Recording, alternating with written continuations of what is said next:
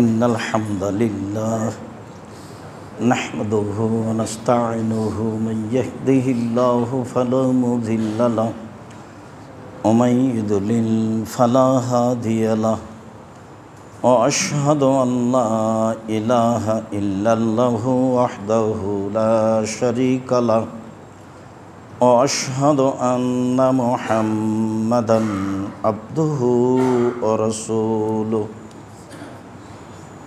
أما بعد فإن خير الحديث كتاب الله وخير الهدى هدى محمد صلى الله عليه وسلم وشر الأمور محدثاتها وكل محدثة بدعة وكل بدعة ضلالة وكل ضلالة في النار أعوذ بالله من الشيطان الرجيم إن الذين يؤذون الله ورسوله لعنهم الله في الدنيا والآخرة وأعد لهم عذابا مهينا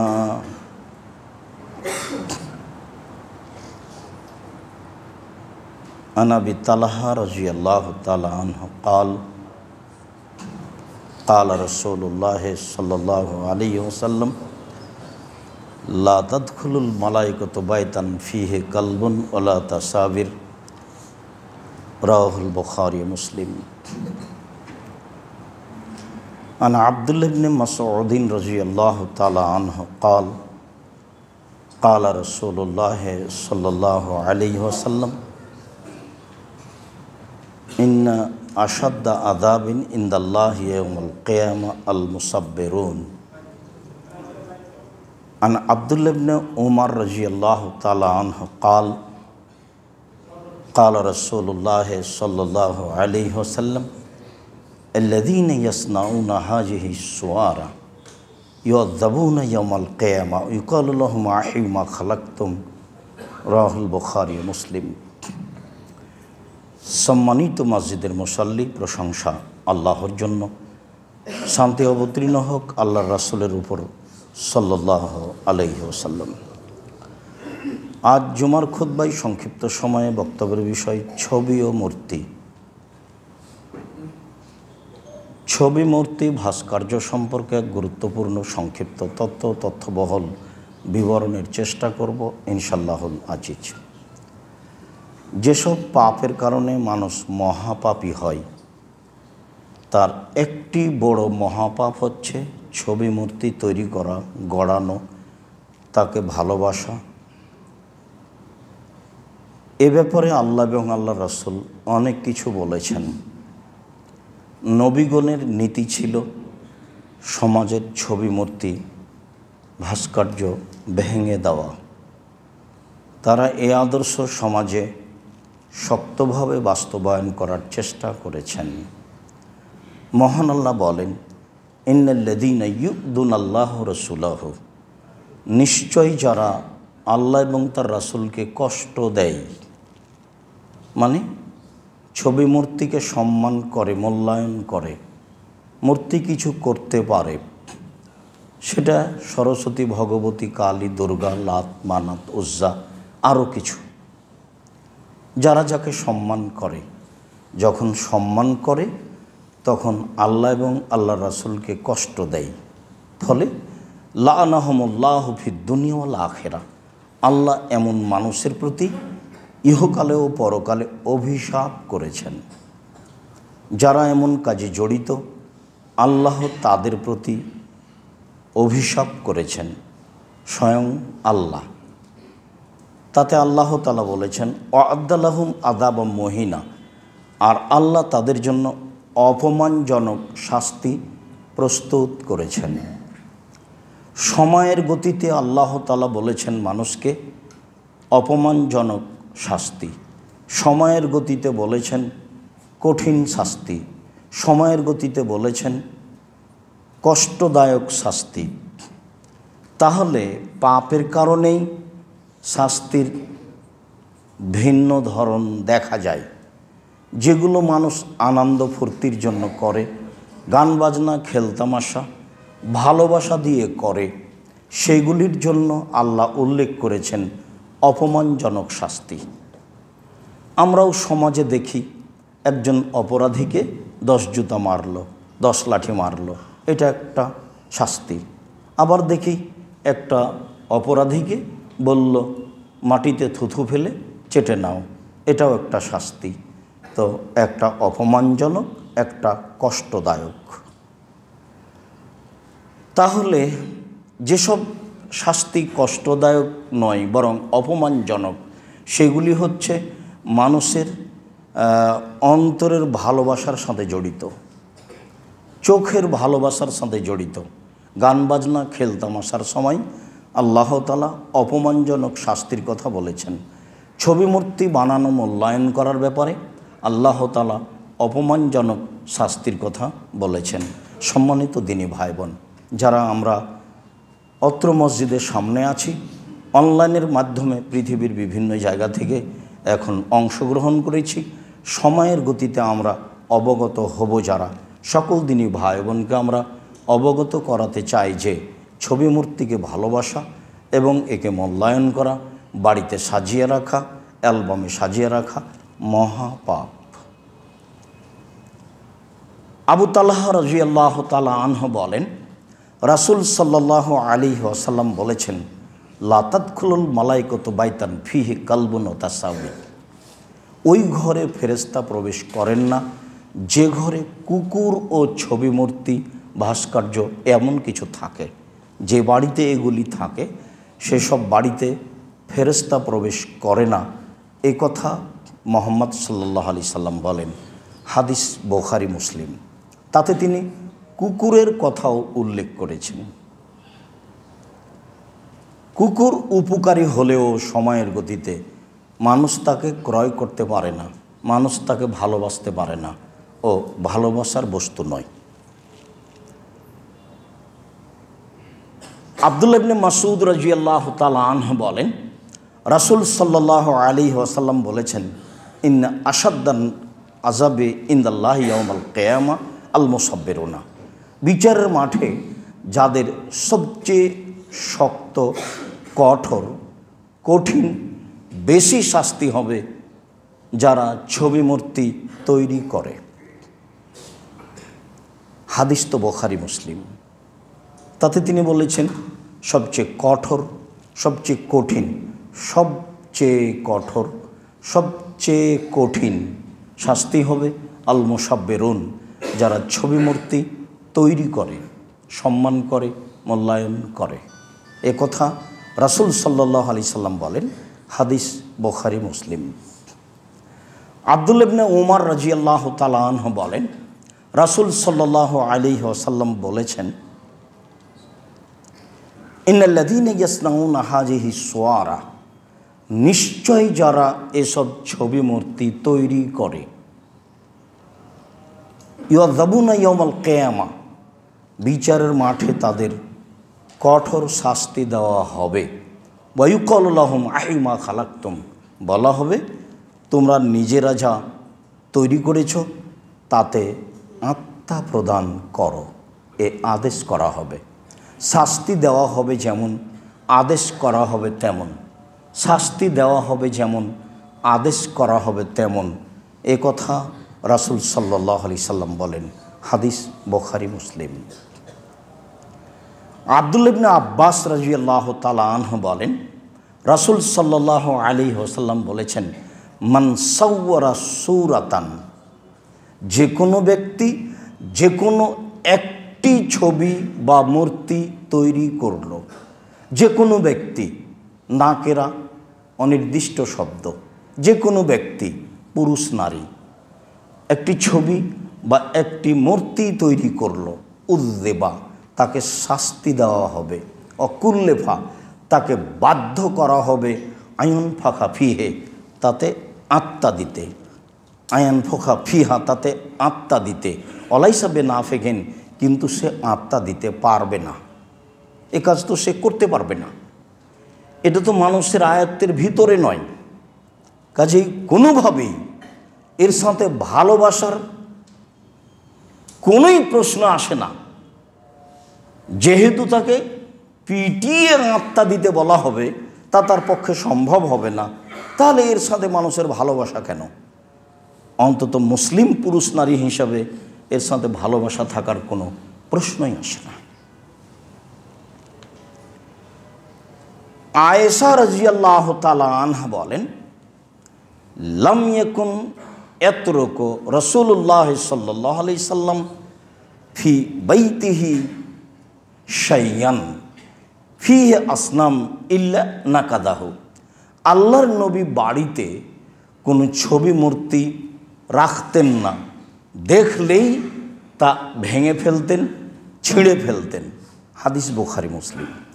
আয়েশা রাদিয়াল্লাহু তাআলা আনহা বলেন, আল্লাহর নবী বাড়িতে কোনো প্রকার ছবি মূর্তি রাখতেন না, ভেঙে ফেলতেন, ছিঁড়ে ফেলতেন।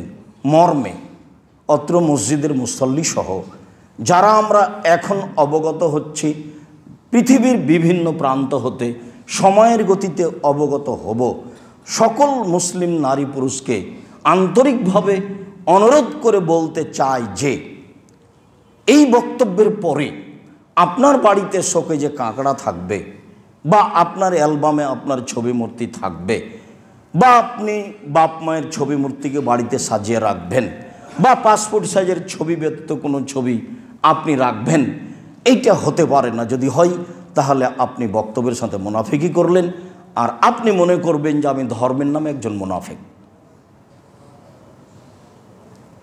কোনো আপোষ নেই।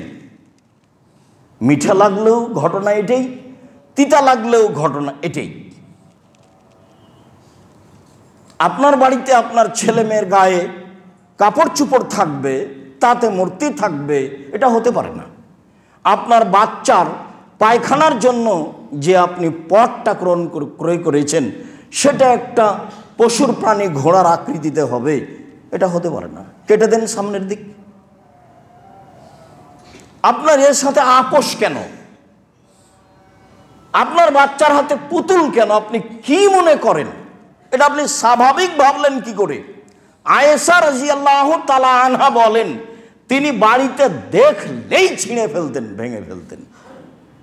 আপনার পেপার পত্রিকার ঘর ভিন্ন হবে, বাচ্চার বই পুস্তকে কাগজ লাগানো থাকবে, আপনার টাকাটা আপনার পকেটে থাকবে।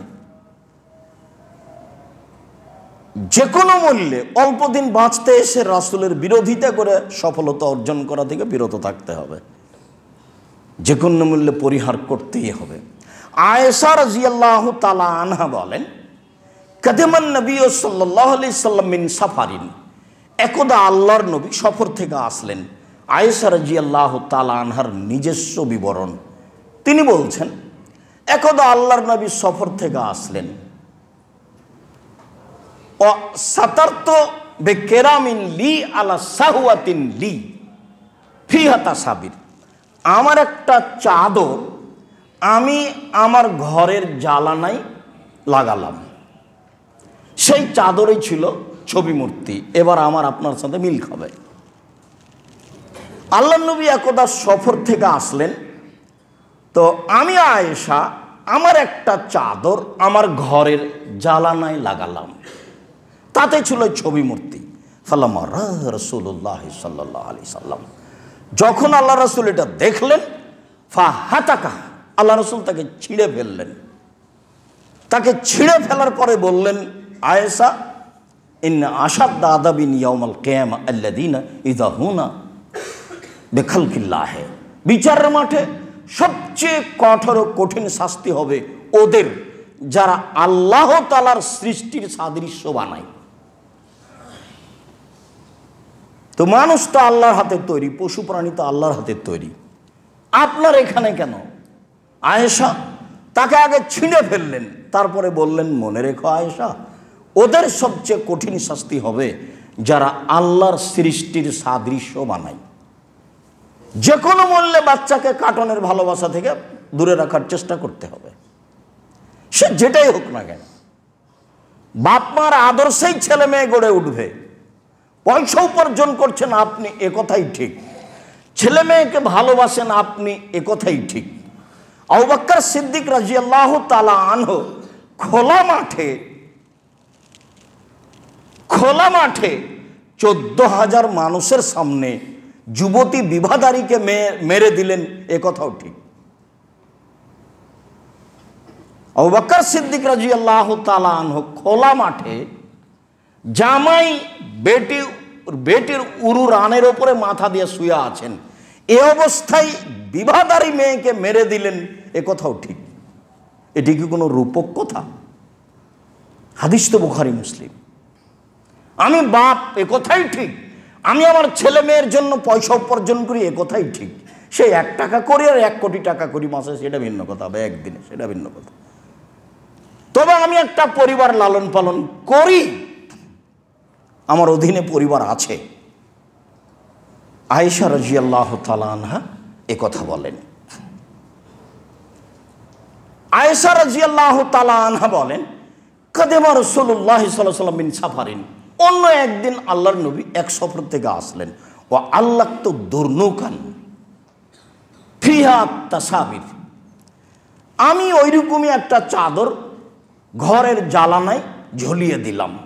তিনি সফর থেকে আসলেন, তাকে ভালো লাগবে এই সুবাদেই তারা স্বামীর জন্য প্রস্তুতি নিতেন। হাদিসে এই প্রস্তুতির কথা বলা আছে। আমি তার সফর থেকে আসার সুবাদেই ভালোবাসা প্রকাশ করার জন্য আমি একটা চাদর দেখতে ভালো লাগবে মর্মে জ্বালানায় ঝুলিয়ে দিলাম। তিনি ঢোকাই বললেন, আয়েশা ফাআমারানি, তিনি আমাকে আদেশ করলেন, আনজিআহু, দ্রুত এই চাদরটা সরাও। ফানাজাতুহু, আমি তা সরিয়ে ফেললাম। দ্রুত এই চাদরটা সরাও, তাতে ছবি মূর্তি আছে। আমি বলার সাথে সাথে সরিয়ে দিলাম। আনাস রাদিয়াল্লাহু তাআলা আনহু বলেন, কানা কিরামুন লি আয়েশাতা সাতারাত বিহি জানেবা বাইতেহা। আয়েশা রাদিয়াল্লাহু তাআলা আনহার একটি চাদর ছিল, সেই চাদরটা তিনি ঘরের একদিকে ঝুলিয়ে দিয়েছিলেন। তাতে ছিল ছবি মূর্তি বা শুধু চাদর নকশাপূর্ণ। রাসূল সাল্লাল্লাহু আলাইহি সাল্লাম বলেন, আয়েশা আমি তে আমনে কেরামাকে হাজা, তুমি তোমার এই চাদরটা আমার চোখের সামনে থেকে সরাও। ইন্নাহু লা তাজালু তাসাবিরুহু তারজু ফি সলাতি, ওর ছবি ওর নকশা সর্বদা আমার চোখের উপরে পড়ছে সালাতের সময়, দ্রুত এটা সরাও। হাদিস বুখারী মুসলিম। বোঝা যাচ্ছে মসজিদের পশ্চিম দেওয়ালে কোনো প্রকার লেখা থাকবে না। মসজিদের পশ্চিম দেওয়ালে বা এমন ধরনের কোনো টাইলস দেওয়া যাবে না যেটা চোখে বাঁধে, চোখে দেখতে ভালো লাগে। মেঝেতে এমন টাইলস দেওয়া যাবে না যেটা নকশাপূর্ণ হতে থাকে, পূর্ণ হয়। টাকা এখানে খরচ করতে হবে, ফকির তো আছে দুনিয়াতে। সর্ব ধরনের নকশা সাজানো এগুলি থেকে বেঁচে থাকতে হবে। এমনকি বাড়ির যে জায়নামাজ, নকশাপূর্ণ জায়নামাজ কিনা থেকে বিরত থাকতে হবে। যেটাতে কাবা ঘর আছে, দেখতে ভালো লাগে, সেটা থেকে বিরত থাকতে হবে। কাবা ঘরের কারণে নয়, এই ছবি দেখতে ভালো লাগে এর কারণে। আজও ঢাকা শহরে এমন জায়নামাজ পাওয়া যাবে এক কালার, যাতে কোনো কিছু নেই। দেশ তো আর মাইরা খায়নি, এটা জ্বালিয়ে দিয়ে আরেকটা নিয়ে আসবো, যাতে সলাতের একাগ্রতা নষ্ট হবে, যাতে চোখ পড়তে পারে। কি করে দেওয়ালে লেখা থাকতে পারে যে মোবাইল ফোন বন্ধ করুন? তো আল্লাহ আকবার বলার পরে এখন দেখছে পড়ছে মোবাইল ফোন বন্ধ করুন, এমনিতেই চলে আসবে, কাউকে বলা লাগবে না। লাল বাতি চলে আসছে, এগুলো শরীয়ত তো আর কেউ মানতে যায় না।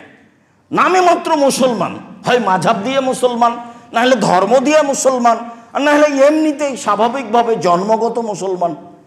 একে মানতে হবে, এদের একটা নিজস্ব ধর্ম আছে, এ বিবেচনা কার? অথচ হিন্দুর নিজস্ব বিবেচনা আছে, ও তার মতে চলার জন্য চেষ্টা করে। আয়েশা রাদিয়াল্লাহু তাআলা আনহা বলেন, ইস্তারাইতুন নুমরাকাতান ফিহা তাসাবির, একদা আমি একটা চাদর কিনলাম, তাতে ছিল ছবি।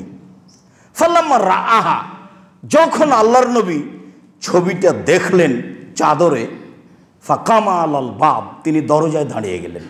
আল্লাহ ইয়াদখুলহু, ভিতরে আসলেন না। ফাআরাফতু ফি ওয়াজহিহিল কারাহিয়াতা, মুখের দিকে দেখে আমি বুঝে নিয়েছি তিনি এটাকে অসন্তুষ্ট মনে করছেন, খারাপ মনে করছেন, বা আমি তার মুখ দেখে বুঝতে পারছি ব্যাপার কিছু ঘটেছে। আমি তার মুখের আকৃতি দেখে আঁচ করেছি ব্যাপার কিছু ঘটেছে। ঘটনা কি?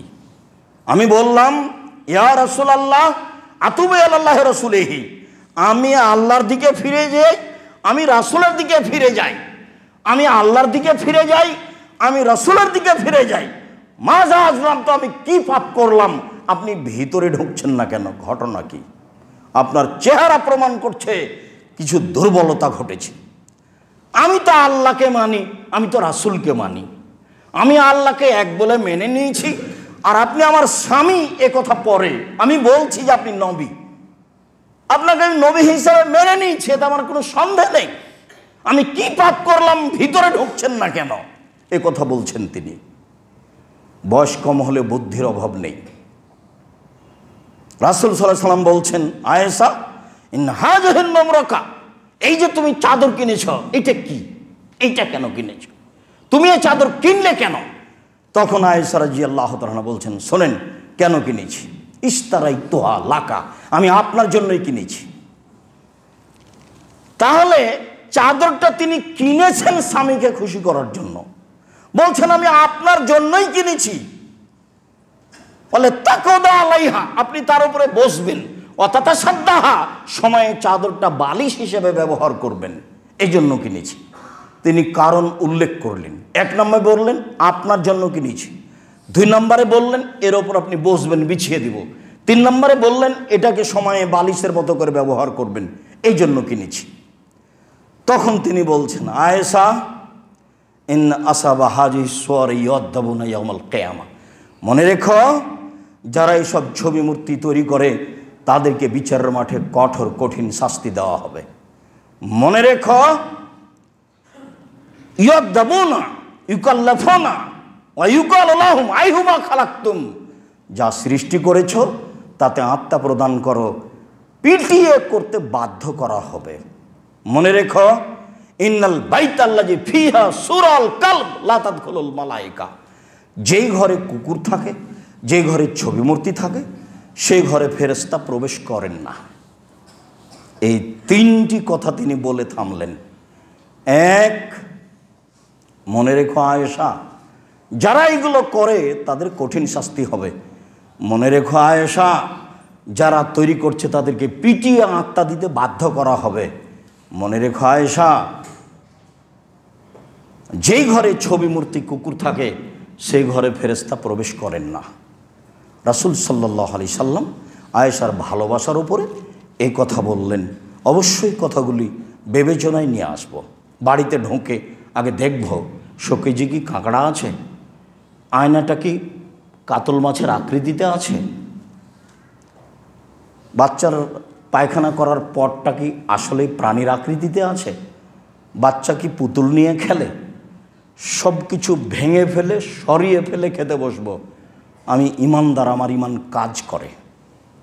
আমি রেখেই খেতে বসলাম, আসলে ইমান নেই, এমনিতেই থাকি, আমার ইমান কোনো কাজ করে না। ইমান যত বেশি হবে পাপ তত কম হবে, ইমান যত কম হবে পাপ তত বেশি হবে। দিব্যি ঠিকই আছে, আমি মানুষের মতো চলছি, খাই থাকি, তাহাজ্জুদও পড়ি, প্রতি বছর হজও করি, আমার পাপও চালু আছে। ছেলে মেয়ে সবার হাতে পুতুল আছে, সুন্দর আছে, শোকেজে কাঁকড়াও আছে। তো বুঝলাম না ব্যাপারটা কি। ইমানও আছে, ইমান আছে সবচেয়ে কম। ইমান কোনো কাজ করে না, ইমানের ক্ষমতা থাকতে হবে। অন্যায়কে যে ইমান সহ্য করতে পারে সেটা আসলে ইমান নয়। আল্লাহ তুমি আমাদের বুঝে আমল করার তৌফিক দান করো। আল্লাহ আল্লাহ সাল্লি আল্লাহ বারিক আলাইহি।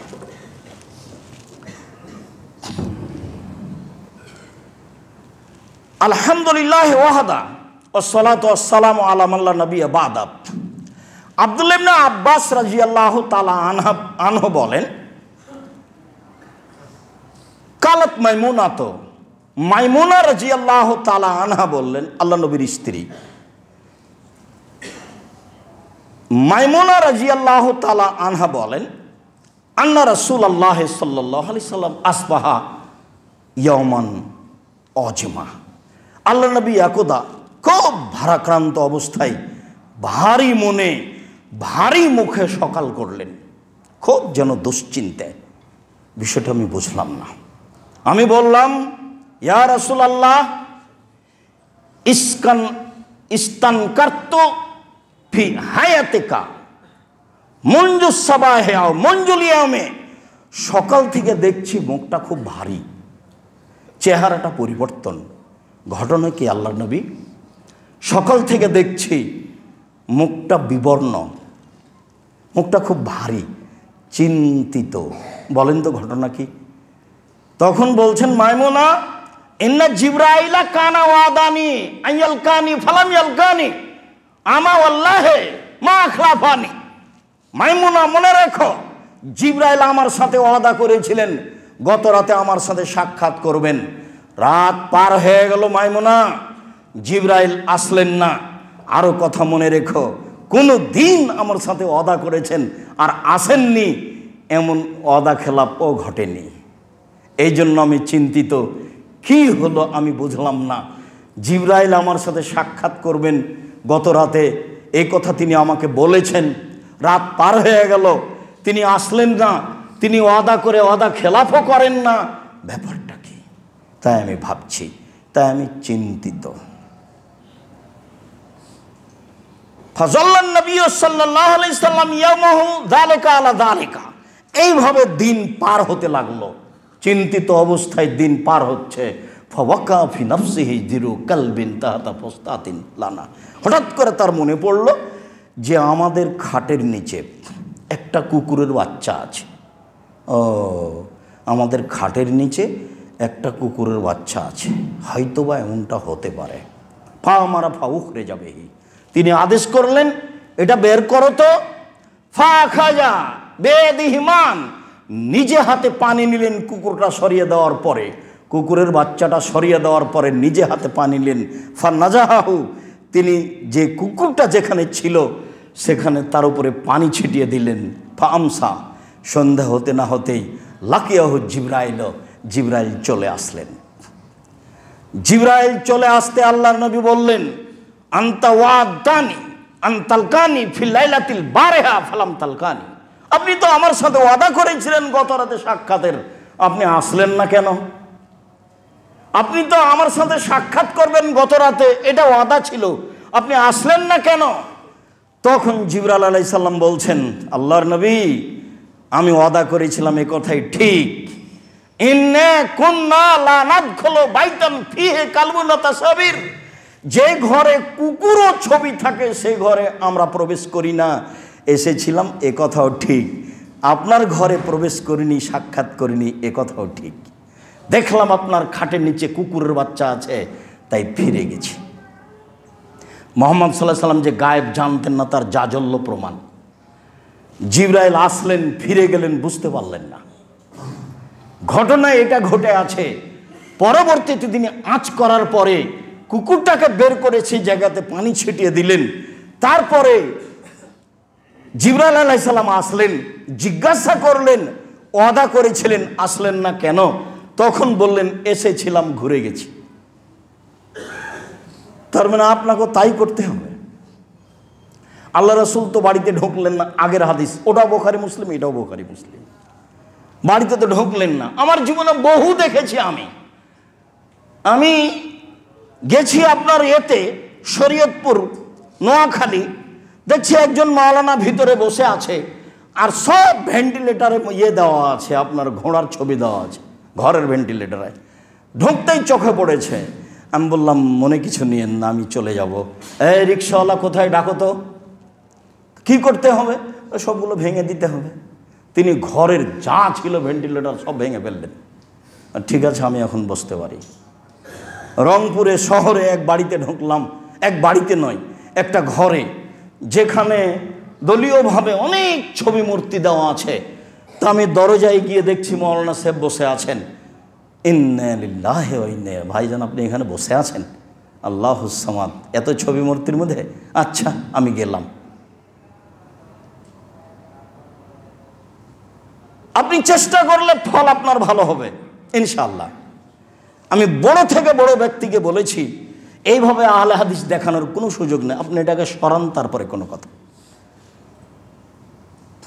রাসূল সাল্লাল্লাহু আলাইহি ওয়াসাল্লাম দাঁড়িয়ে গেলেন, ভিতরে ঢুকলেন না, সেটা বুখারী মুসলিমের হাদিস। আর এইবার রাসূল ঢুকলেন না ঘরে ছবির কারণে, রাসূলের ঘরে ঢুকলেন না জিবরাইল মূর্তির কারণে, কুকুরের কারণে। এবার দেখেন, সাহাবী ভিতরে ঢুকছেন না চকমকে চাদরের কারণে।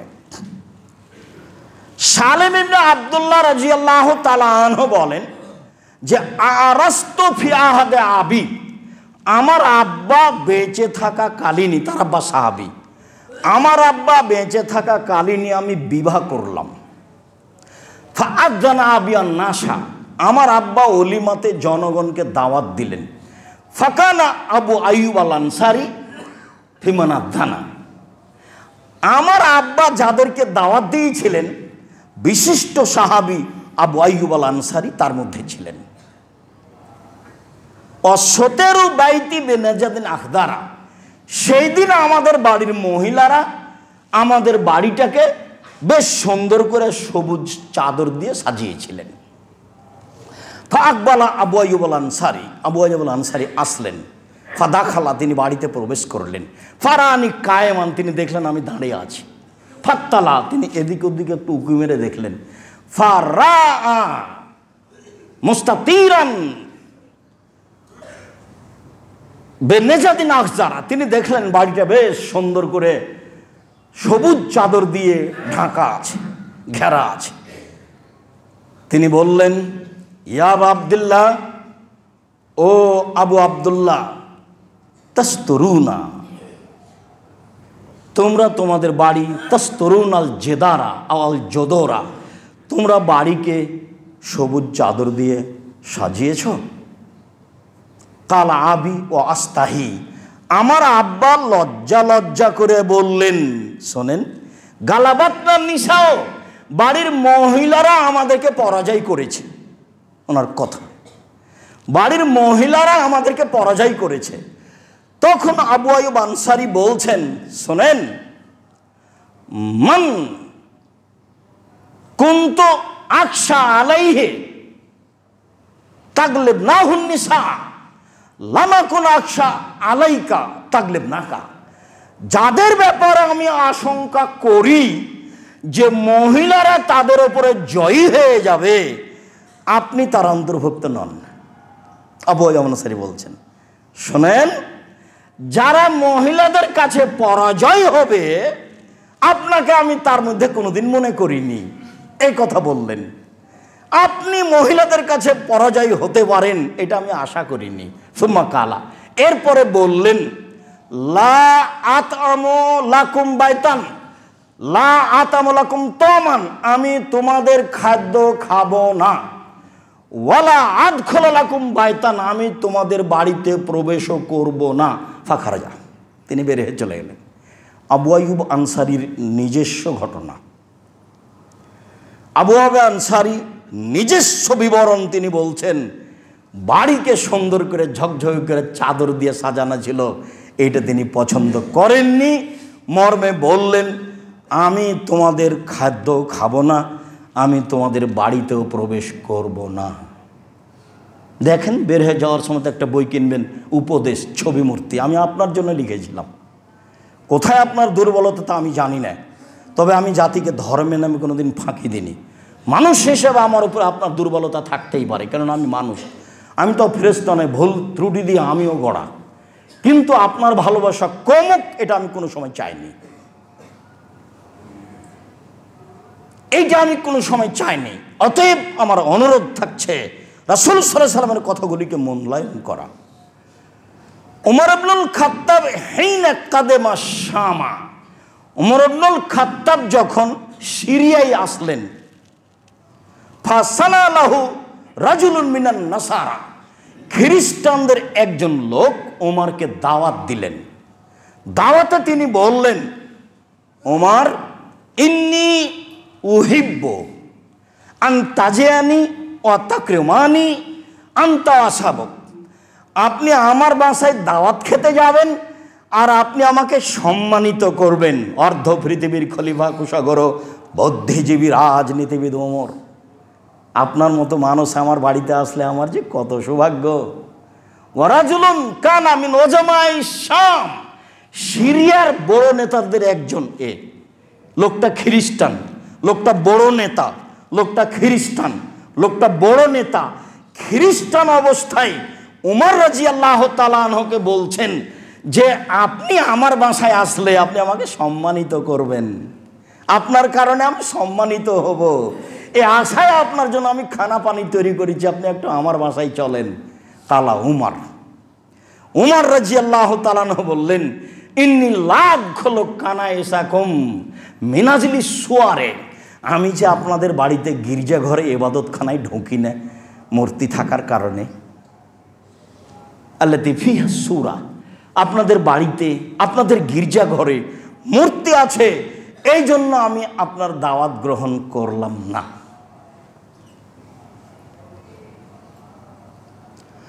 উকবা ইবনে আমির রাদিয়াল্লাহু তাআলা আনহু বলেন যে আন্না সানালাহু রাজুল, একটা লোক তার জন্য বিশিষ্ট সাহাবী উকবা ইবনে আমর আল জোহানি, বিশিষ্ট সাহাবী আব্দুল্লাহ ইবনে মাসউদ এবং উকবা ইবনে আমির আল জোহানিকে এক লোক দাওয়াত দিলেন। বললেন যে আপনি আমার বাসায় দাওয়াত খেতে আসেন। তখন তিনি বললেন, আফিল বাইতে সূরা, আপনার বাড়িতে তো আমি যাব, বাড়িতে কি ছবি মূর্তি আছে? তারা নাম বললেন, জি হ্যাঁ, আমার বাড়িতে কিছু ছবি মূর্তি আছে। ফা আবা আইয়াদ খোলা, তিনি বাড়িতে যাওয়া নাকচ করলেন। হাত্তা কাসারা সূরা, যতক্ষণ পর্যন্ত ছবি মূর্তি না সরানো হবে ততক্ষণ পর্যন্ত উকবা ইবনে আমির আপনার বাড়িতে ঢুকবে না। তিনি ছবি মূর্তি সরালেন, ফাদাখালাহ, তারপরে তিনি প্রবেশ করলেন। আমি আপনাকে বুঝাতে চাচ্ছি ছবি মূর্তির উপর আপনার ভালোবাসা কেন, সেটা যেভাবেই হোক না কেন, আপনার বাড়িতে, আপনার ছেলে মেয়ের গায়ে, আপনার অ্যালবামে কোনো জায়গাতে ছবি মূর্তি থাকতে পারে না। ভুল হিসাব, এটা ঈমানের পরিচয় নয়। ছবি মূর্তি ভেঙে ফেলতে হবে, এইটা নবীগণের নীতি। দেখেন ইব্রাহিম আলাইহিসসালাম একদা তার পিতাকে বললেন, মা হাদিহি তামাসিল, আব্বা এ কি, এগুলো কি, এসব ছবি মূর্তি কেন? তখন তার পিতা বললেন, দেখো এগুলো আমার বাপ দাদাদের স্মৃতি নীতি, এভাবে আমার বাপ দাদারা ছবি মূর্তি করত। এরপরে তিনি বলছেন, শোনেন, সবকে সকল সামনে রেখে, অতাল্লাহে লাকিদান্না আসনামাকুম, আপনাদের ছবি মূর্তি ভেঙে দেওয়ার জন্য কি করা লাগে সেটা আমি দেখব। পরিস্থিতি সাথে নেই কিন্তু কথাও কম নয়, পরিস্থিতি কিন্তু অনুকূলে নয়, কথাও কম নয়। আপনাদের ছবি মূর্তি ভেঙে দেওয়ার জন্য কি করা লাগে সেটা আমি দেখব। ফাজালাহুম জোজাজা ইল্লা কাবিরাল্লাহুম লাআল্লাহুম ইলাইহি ইয়ারজিউন, তিনি বড় মূর্তিটা রেখে সব মূর্তিগুলিকে একবারে খান খান করে দিলেন, চৌচির করে দিলেন, টুকরা টুকরা করে দিলেন। বড় মূর্তিটা রেখে জনগণ এবং তার নিজস্ব মেলা থেকে ঘুরে এসে অবস্থা দেখে বলছেন, আনতা ফাআলতা হাজা বিআলিহাতিনা ইয়া ইব্রাহিম, ইব্রাহিম তুমি কি আমাদের মূর্তির সাথে এরূপ আচরণ করেছ? সবাই বলা বলি করছে, ইব্রাহিম নামে এক যুবক মূর্তিকে ঘৃণা করে, তুমি কি আমাদের মূর্তির সাথে এরূপ আচরণ করেছ? তখন তিনি বলছেন, বাল ফালাহু কাবিরুহুম ফাসালাহুম ইন কানু ইয়ানতাকুন, আমাকে জিজ্ঞাসা করছেন কেন? ওই যে বড় মূর্তি কুড়াল ঘাড়ে করে আছে তাকেই বলেন না কে ভেঙেছে, ওকেই বলেন, ওই বলে দিবে কে ভেঙেছে। তখন ওরা বলছে, লাকাদ আলিমতা মা হাওলা ইয়ানতাকুন, তুমি খুব ভালোভাবেই জানো এইসব মূর্তি কথা বলতে পারে না, তুমি খুব ভালোভাবেই জানো এইসব মূর্তি কথা বলতে পারে না। তখন তিনি বলছেন, আতাবুদুনা মিন দুনিল্লাহি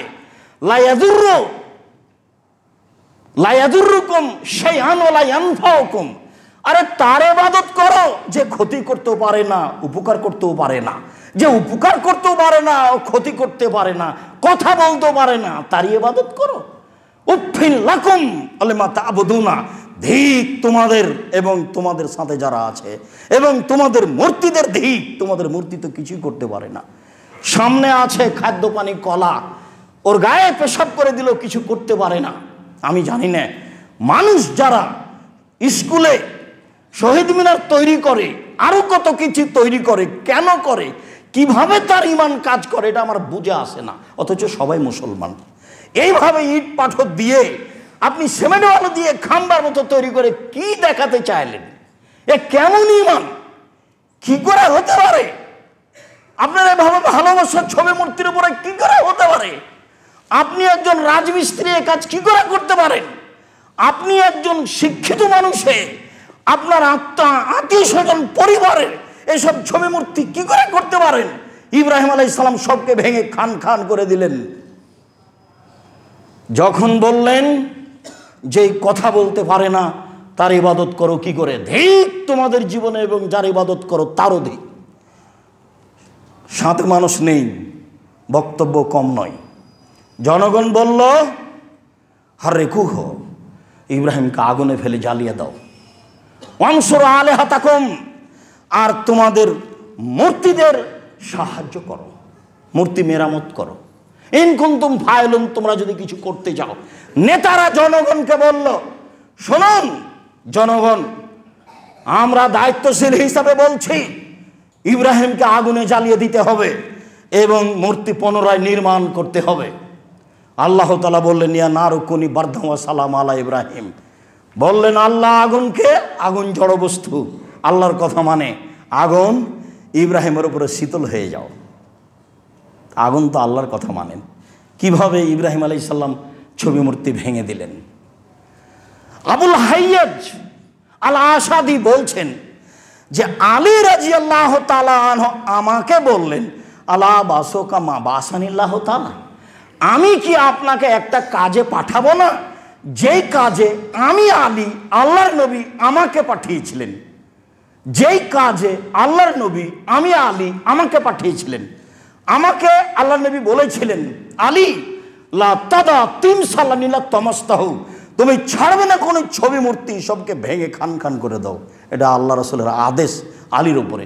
ওলা কাবরান মুশরাফান ইলা সাওয়াইতাহু, ছাড়বে না কোনো সমাজে উঁচু কবর, সবকে ভেঙে সমান করে দাও। ছবি মূর্তি ভেঙে খান খান করে দাও, আর উঁচু কবর ভেঙে সমান করে দাও, এটা আদেশ। হাদিস মুসলিম। আব্দুল্লাহ ইবনে মাসউদ রাদিয়াল্লাহু তাআলা আনহু বলেন দাখালা রাসূলুল্লাহ সাল্লাল্লাহু আলাইহি মাক্কাতা ওয়া হাওলাল কাবা সিদ্দুনা সালাসু মিয়ানুসু, আল্লাহর নবী কাবা ঘরে ঢুকলেন, তখন কাবা ঘরে ছিল 360টি মূর্তি। এগুলো তার বাবার মূর্তি, এগুলো ছিল ইব্রাহিম আলাইহিস সালামের মূর্তি, এগুলো ছিল ইসমাইল আলাইহিস সালামের মূর্তি, এগুলো ছিল ইয়াকুব আলাইহিস সালামের মূর্তি। ফাজালা ইয়ানওতুহা, তিনি একটা লাঠি দিয়ে ভাঙতে লাগলেন। ফিয়াদিহি বেউদিন ফিয়াদিহি, যে লাঠিটা তার হাতে ছিল সেই লাঠি দিয়ে মূর্তিগুলি ভাঙতে লাগলেন। আর তিনি বলতে লাগলেন ফা একুলো, তিনি বলতে লাগলেন জাল হক, এসেছে সত্য, ওয়াজাহাকাল বাতিল, চলে গেছে মিথ্যা, ইন্নাল বাতিলা, নিশ্চয় মিথ্যা, কানা জাউকা, চিরদিন মিথ্যা। এই বলে তিনি লাঠি দিয়ে বাপের সব ছবি মূর্তিকে ভেঙে একাকার করে দিলেন, খান খান করে দিলেন, ঘর থেকে বের করে দিলেন। মুহাম্মদ সাল্লাল্লাহু আলাইহি সাল্লামের নিজস্ব বিবরণ, তার নিজের চরিত্র এটা। ইব্রাহিম আলাইহিস সালাম তা আছেই। আমার আপনার ছবি মূর্তির উপরে সম্মান কেন? দেশে যত হিন্দুদের মূর্তি ব্যতীত দেশে যত ছবি মূর্তি আছে, মুসলমানকে নিজকেই ভেঙে দিতে হবে, তার এটা জরুরি জিম্মেদারি, ভাঙতেই হবে। 30 বছর আগে কথা বলতাম, বলতে থেকেছি, সময়ে কিছু বিরতি থাকলেও আবারও বলছি, যে হাত দিয়ে স্বাধীনতার নাম দিয়ে মানুষ মূর্তি তৈরি করেছে, সে হাত দিয়েই মুসলমানকে মূর্তি ভাঙতে হবে, এটাই জরুরি। নিজের জিম্মেদারি আর একজনের উপরে চাপিয়ে সফলতা অর্জন করা যায় না। নিজের বাড়িতে শোকেজে যত ছবি মূর্তি আছে, যত পুতুল আছে, সবকে ভেঙে ফেলতে হবে। আজকে যারা অত্র মসজিদের মুসল্লি, আমি বলছি আপনাকে, এতে আমার সামান্যতম আপনার সাথে ভালোবাসার ঘাটতিও নেই। আমার বলতে কোনো সংকীর্ণতা আছে, বুঝতে কোনো সংকীর্ণতা এটাও নেই। মর্মে আপনাকে বলছি, রাসূলের সুন্নাত পালন করো তো ইমানদারের ভিত্তিতে। বাড়িতে ঢুকে যত ছবি মূর্তি আছে, অ্যালবামে হোক, শোকেজে হোক, যেখানেই হোক না কেন, আগে ভেঙে ফেলবেন, আগে সরাবেন, তারপরে খাওয়া দাওয়া। বন্ধু বান্ধব যদি কেউ দামি মূর্তি দিয়ে পাঠায়, দামি যত হবে আপনার রাগ তত বাড়বে, এ কথাই ঠিক। ভাঙার সময় আপনার রাগ যেন তত বেশি হয়। ছবি মূর্তির সাথে কোনো প্রকার আপোষ চলবে না, এ কথাই ঠিক। মানুষকে এই পথে আসতেই হবে, এটা মানুষের একটা জরুরি জিম্মেদারি।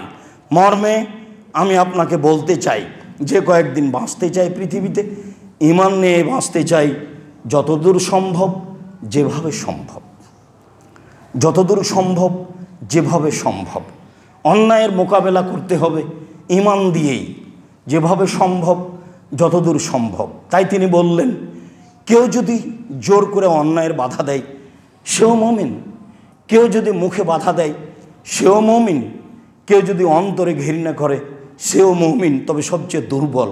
তার মানে অন্যায়কে বাধা দিতে হয় অন্তর দিয়ে, ঘৃণা জানাতে হয়।